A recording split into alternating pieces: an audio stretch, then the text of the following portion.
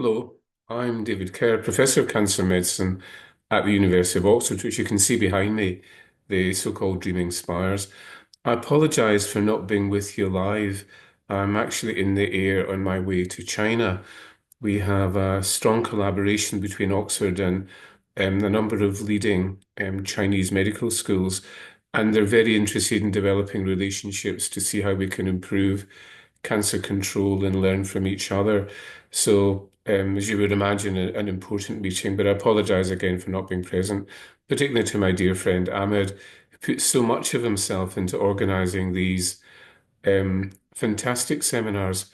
Let me thank you all for joining. This is our third such seminar, and again, thanks to our friends and colleagues in ASCO for coming with us in terms of helping to provide support for all of you.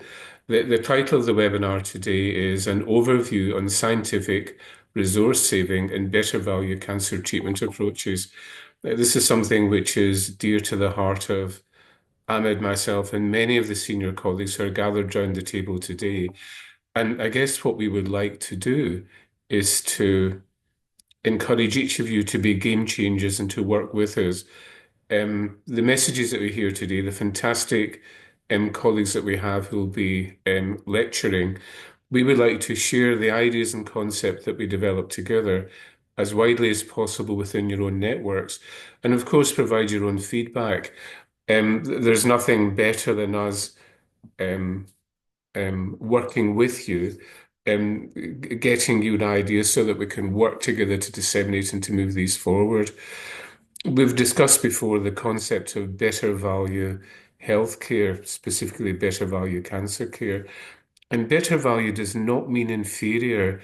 It means that we deliver the best we can in resource limited settings using rational intellectual tools and evidence, the evidence that we would apply to any randomized trial of a novel therapy, if we're bringing new radiotherapeutic regimes, schedules, novel targeted drugs.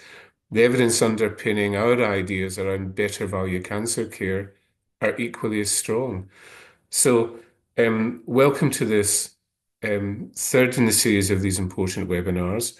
We'll be announcing number 4 and 5 soon. And again, of course, we invite you to join these too.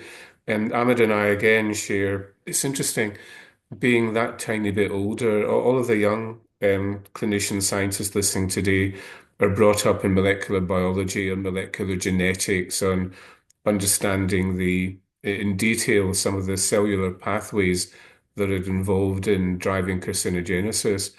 When we started off in medical oncology, clinical pharmacology was equally as important. Understanding not only the pharmacodynamics, what the drug does to the body, but the pharmacology and pharmacokinetics of what the body does to the drug. And it's very interesting how we can be guided by good old clinical pharmacology, which isn't as well taught in medical schools as it once was. So we'll spread the net wide in terms of our intellectualization, in terms of us wanting to build ideas forward. Again, sorry I can't be with you. I really enjoy these webinars. I enjoy the quality of the speakers, um, Ahmed's indefatigable enthusiasm, which is his hallmark and his characteristic, if you like. I know that it will go well.